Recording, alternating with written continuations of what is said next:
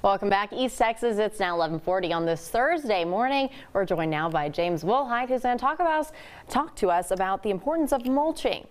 You know, and it is important to mulch, and I just really wanted to kind of do this because most people think of the opposite, in that mulch is a summer project, not a winter project, and nothing could be further from the truth.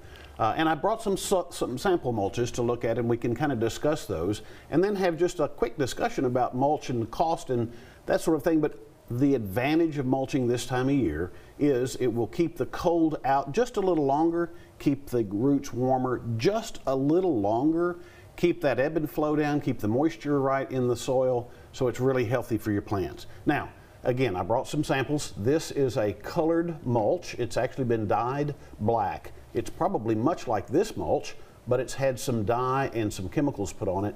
Not one of my favorites. You also see it in red, and they fade very, very quickly in the sunlight. This is a shredded hardwood mulch. This is just hardwood, comes right off of the truck, and it's shredded, and it's a great product.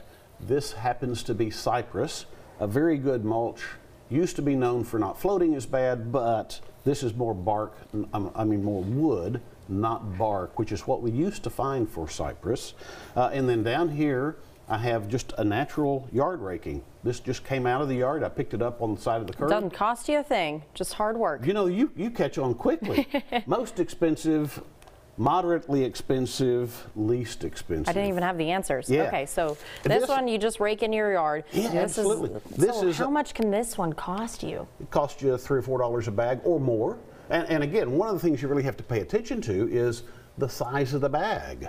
There's nothing that regulates what size bag this is, so you kind of get into the old, you know, it looks like a big bag. Surely that's as big a bag as the other bag was. It's like a bag of potato chips. Yeah, it's all air. Not the same. Yeah, take a look at it. It's all air, fluffed up.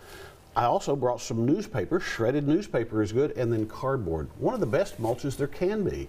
If you use this in your garden, you could cut a hole right in the middle of that, plop your little tomato plant right through the middle of that hole, and it actually will hold weeds down a long time. This time of year, putting down mulch will help control weeds all the way through the spring. Spring is when weeds really get caught on and they really start taking root. If you mulch well now, you'll have healthy plants, fewer weeds in the spring, a lot less issues when it comes time for spring cleanup. Again, mulch is an important thing. Matters less about what you use and more about the fact that you use it. Whatever your choice is, use it. Just flat newspaper laid down on the ground can be a blessing. Now, another key, do not clean up the beds. Leave it for a week or two or three until you happen to get around to mulching. You've been counterproductive. All right, thanks, James. Always a pleasure. Coming up.